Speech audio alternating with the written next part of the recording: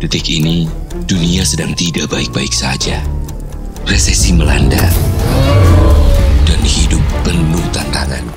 Yang kita butuhkan adalah pahlawan. Dan semua dimulai dari pencarian pribadi yang mandiri. Yang dari kesederhanaannya, ia mampu menciptakan teknologi canggih penuh kekuatan. Ia yang melihat dari jauh dengan mata jeli dan bergerak cepat dengan tangan yang terampil. Ia dengan semangat yang membara, mampu memasak ide baru yang matang.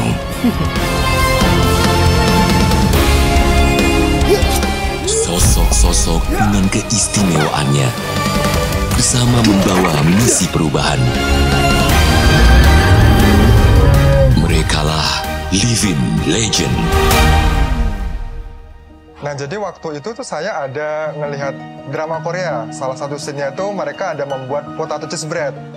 Dan saya waktu itu lihat sangat menarik produknya. Kenapa belum ada yang membuat potato cheese bread ini as a brand di Indonesia? Dan disitulah saya ingin membuat Gamchi menjadi pelopor Korean potato cheese bread pertama di Jakarta. Waktu awal banget kuliah, jadi saya kesulitan ekonomi. Kebetulan bulan puasa gitu ya, saya kehabisan uang. Saya nggak bisa sahur dan nggak bisa buka selama 3 hari berturut-turut. Sampai di satu titik tuh ngerasa lapar sampai kayak pusing gitu, udah berasa kayaknya gue mati bentar lagi nih. Dan mungkin dari tragedi itu saya nemuin alasan saya buat hidup sih.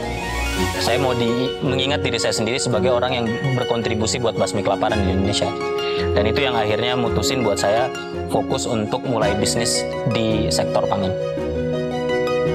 Pertama kali aku ketemu WMM itu adalah di tahun 2017. Pada saat itu, waktu saya kecil, saya pernah ingat ada iklan Wirausaha Muda Mandiri yang tiba-tiba pop up. Dan pas-pasan pada saat itu Wirausaha Muda Mandiri mensosialisasikan ternyata ada pendaftaran untuk ikutan ajang kompetisi bergengsi Wirausaha Muda Mandiri. Keuntungan mengikuti WMM buat saya yang pertama itu mentor. Karena waktu di WMM saya bisa dapat mentor dan saya bisa belajar bagaimana caranya memulai bisnis dan mengembangkan bisnis. Karena waktu pertama kali ikut WMM itu Fushiri belum mulai. Produknya pun belum ada, jadi WMM membantu saya buat mendorong supaya produknya bisa komersial dan akhirnya bisnisnya bisa jalan. Yang kedua, network. Karena WMM isinya pengusaha-pengusaha muda yang luar biasa, saya bisa berinteraksi sama pengusaha yang saya juga bisa belajar. Hadiah dari kompetisi Wirausaha Muda Mandiri bagi saya hanyalah bonus. Karena setelah menang, itu justru saatnya dimulai untuk serangkaian program-program yang sangat meningkatkan bisnis saya. Sekarang udah ada lebih dari 100.000 pembudidaya ikan dan petambak udang di seluruh Indonesia yang sudah merasakan produk dari kita. Dan juga akhirnya Fishery bisa buka banyak lapangan pekerjaan. Kita punya 2.000 fisheryan atau 2.000 employee, dan itu berkat kita ikut WMM saat itu. Harapan saya untuk WMM bagi pengusaha di Indonesia yang pasti biarlah WMM menjadi wadah yang aktif dan sehat untuk bisa menjadi support system, sinergi, membangun, membina, dan meningkatkan para pengusaha di Indonesia.